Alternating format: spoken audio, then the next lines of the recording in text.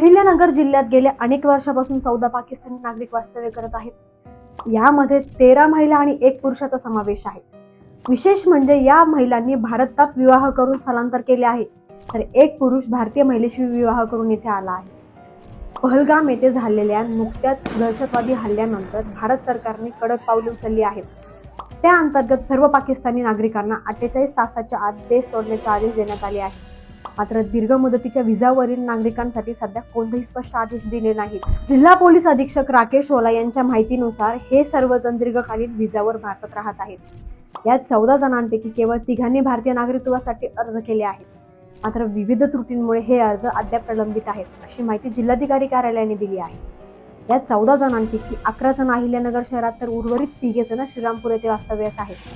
1959 साली आलेली महिला सर्वात जुनी असून अलीकडील महिला 2011 मध्ये येथे दाखल झाली आहे।